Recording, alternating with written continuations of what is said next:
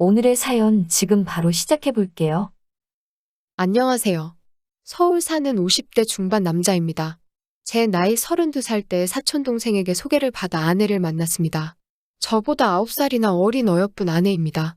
연애하던 시절 누구보다 서울 생활을 동경하던 아내를 위해 제가 책임질 테니 결혼해달라 하고 무작정 서울로 상경해서 돈이 되는 일이라면 뭐든지 했습니다. 서울 변두리기는 하지만 제 이름으로 된 아파트 하나도 있고 나름 가장으로서 남 부끄럽지 않게 노력했다고 자부할 수 있습니다. 물론 아내도 놀고만 있지는 않았습니다. 자식 뒷바라지 한다고 아내도 언젠가부터 일을 해왔고 그렇기 때문에 같이 일궈낸 성공이라 생각되고 더욱 더 기쁩니다. 이제 둘째도 대학에 들어갔고 그간 착실히 저금해둔 게 있으니 학비 걱정도 없고 저도 해야 할 일은 다 끝낸 것 같고 이제 삶을 즐기면서 살고 싶었는데 아내는 저와는 생각이 다른 것 같습니다. 제가 즐기고 싶은 삶은 같이 즐기는 삶이었는데 아내는 아직도 친구랑 노는 게 재밌나 봅니다. 많은 걸 바라는 것도 아니고 주말에 공기 좋은 산에 올라가서 코에 바람도 좀 넣고 내려오는 길에 맛있는 것 좀 먹으면서 돌아다니고 싶은데 아내는 어디서 헛바람이 들어서 무슨 모임이니 평생 해보지도 않은 운동 같은 거나 즐기면서 밖으로 돌고 있고요. 둘째가 대학 때문에 집에 떨어져 살게 되니 둘째가 지내던 방이 빈다고 하면서 잠도 따로 자라고 하더군요. 몸이 달아올라 야밤에 아내 옆으로 가서 잘라치면 제 몸에 열이 많아서 싫다고 내쫓기기가 일쑤였습니다. 바닥에서 잘 테니 한방에서 자자고 빌듯이 부탁해도 제가 코를 심하게 곤다며 거절하기가 일쑤였습니다. 저도 저지만 아내야말로 이제 한참 때라는 생각이 드는데 저를 그저 같이 사는 아저씨 정도로 생각하는 건가 싶어서 우울하기까지 합니다. 아내가 틈만 나면 누구 언니 만나러 간다, 누구 만나러 간다 하면서 밖으로 돌길래 처음에는 이 여편네가 다른 남자가 생긴 게 아닌가 싶었는데 다행히 그렇지는 않았습니다. 부부 생활에 좋다는 약도 구해다가 보약이라고 하고 몰래 먹이고 있는데도 제 생활에는 별다른 변화가 없더라고요. 너무 오래돼서 거미줄 치겠다는 농담을 하며 분위기를 만들어도 등짝만 두드려 맞고 그런 날이 반복되다 보니 이제 저도 아내와 한 침대에서 자는 모습을 상상하면 어색하기 그지없습니다. 자식놈들도 엄마 편이라고 아빠는 왜 이렇게 엄마를 귀찮게 하냐며 저한테 핀잔만 주고 도대체 나는 뭘 위해서 그렇게 노력하며 살아왔는가 후회도 되더라고요. 아내와의 관계 개선을 위해 끊임없는 시도를 했지만 별다른 진전이 없으니 어느 순간부터 저도 지치기 시작했습니다. 집에서는 푸대접 받기 일쑤에 같이 사는 사람 정도의 취급을 받으니 어느 순간부터 저도 포기하게 되더군요. 저도 그래서 아내처럼 여태 돈 버는 데만 급급해서 못 즐겨본 저의 인생을 살아보자는 마음이 들었습니다. 여태 취미라고 즐기고 있는 건 주말에 가는 등산밖에 없었기 때문에 5시쯤 퇴근하고 적당히 즐길 수 있는 취미를 찾아보기로 했습니다. 어차피 일찍 집에 들어가 봐야 거실에 앉아서 텔레비전 보는 것 말고는 할 수 있는 것도 없는데 그마저도 마누라가 보고 싶은 게 있으면 리모컨을 빼앗기는 게 일상이었기 때문입니다. 뭐를 하는 게 좋을까 한참 고민을 했는데 제 새로운 취미는 아주 간단하게 발견했습니다. 라디오를 틀고 운전을 하고 있는데 클래식 기타 연주 음악이 나오더라고요. 기타도 나쁘지 않네 이런 생각을 하면서 가고 있는데 회사 근처를 지나다가 기타 연습실 간판이 보이더라고요. 그래서 다른 생각도 할 것 없이 차를 돌려서 연습실에 들어가 봤습니다. 잔잔히 들리는 기타 소리도 나쁘지 않고 제 또래의 남자들도 많은 게 세상에 저 혼자 남았구나라고 생각했는데 동질감이 느껴지는 사람들이 생각보다 많이 있더라고요. 당장 연습실을 6개월치를 끊고 새 취미 생활을 시작했습니다. 아내에게도 기타를 취미로 배워보고 싶다고 말을 했는데 그러던가 말던가 하는 시큰둥한 대답만 들었습니다. 그동안 평생 일만 해와서 그런지 두꺼워진 손가락으로 내가 기타를 연주할 수 있을까 했는데 날이 갈수록 손가락이 원하는 대로 움직이는 게 정말 기분이 좋더라고요. 어느 주말이었습니다. 아내가 모임 사람들하고 공주에 갔다가 하루 자고 올 계획이니 알아서 밥 챙겨 먹고 있으라고 말을 하고는 새벽바람부터 밖으로 나간 날이었습니다. 제가 그녀를 처음 만난 그날이기도 합니다. 냉장고를 열어보니 마른 반찬 몇 가지만 있고 해서 저도 집에 있는 것보다 등산 다녀왔다가 기타 연습이나 해야겠다는 생각에 이것저것 챙겨서 밖으로 나갔습니다. 중턱쯤 오르니 허기가 져서 이만 등산은 접고 기타 연습실에나 가야겠다는 생각이 들었습니다. 주차장에 주차된 차 앞에 도착해서 트렁크에 이것저것 정리를 하고 있었습니다. 누군가 뒤에서 저를 톡톡 치길래 돌아봤더니 웬 처음 보는 여자가 저를 아는 체를 하더라고요. 화장을 안 했는데도 얼굴에 윤기가 흐르고 예쁜 얼굴이었습니다. 보통 이렇게 예쁜 여자를 개인적으로 알고 지내진 않기 때문에 회사 일 때문에 알던 사람인가 싶어서 기억을 짜내봤지만 기억이 나질 않았습니다. 그래서 기억이 안 난다는 듯한 애매한 표정으로 인사를 받아줬는데 그녀가 저에게 자기를 못 알아보겠냐며 실망이라고 하면서 자기가 누군지 소개해줬습니다.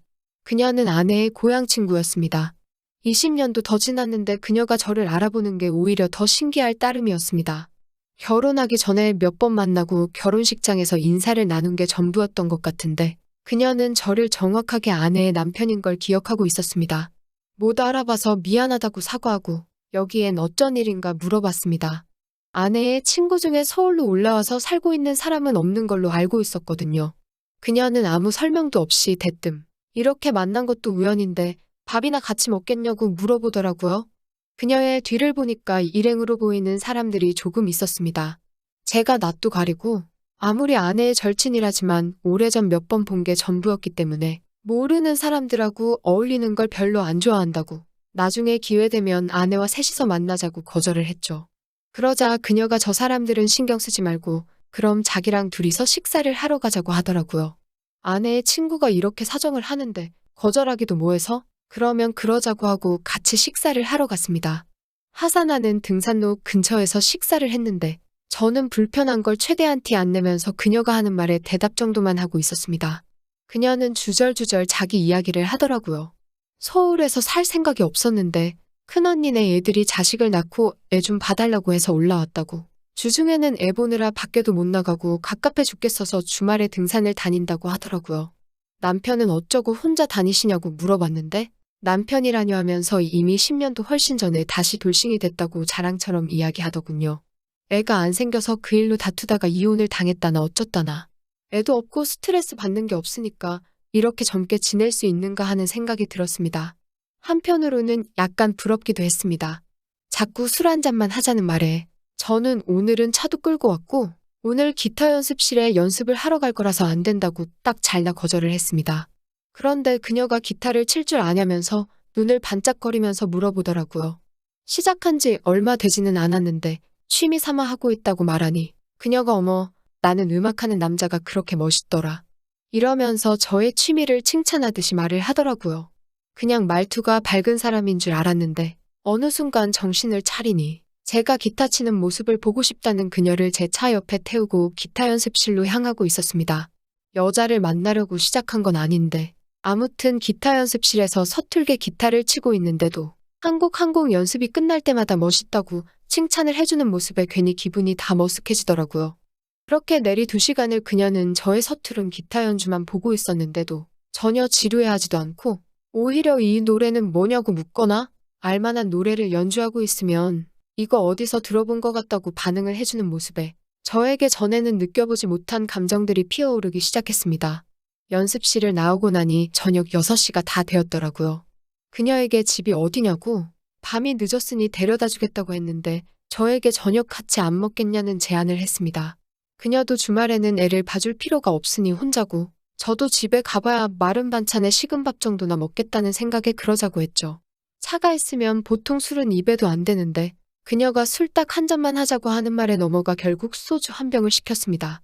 오랜만에 기분도 좋고 예쁜 여자가 제 말에 반응도 잘 해주면서 따라주는 술을 한 잔 두 잔 들이키다 보니 딱 한 잔만 마시기로 했던 게 무색하도록 벌써 둘이서 소주를 4병을 비운 상태더라고요. 얼큰하게 취해서 나와 택시를 잡아줄 테니 들어가라고 하고 저는 대리기사를 부르려고 했습니다.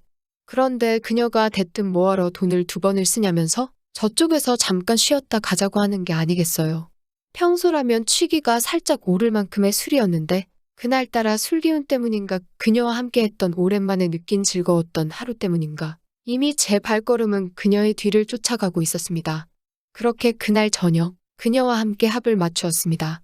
정말이지 제 인생에서 최초의 일탈과 최고의 밤이라고 해도 과언이 아니었습니다.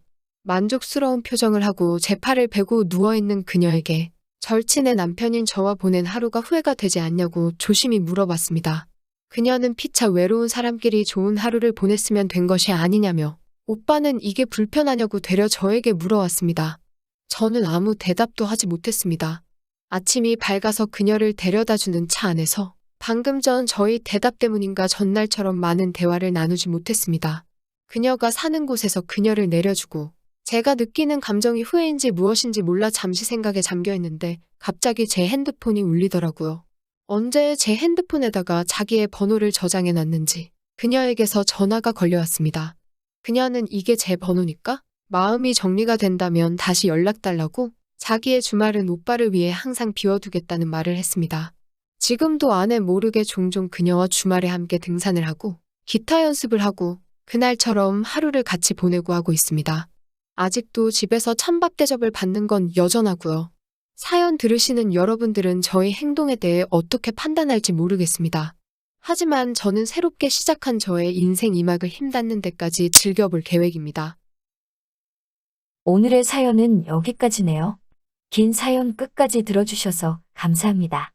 구독과 좋아요 잊지 말아주세요.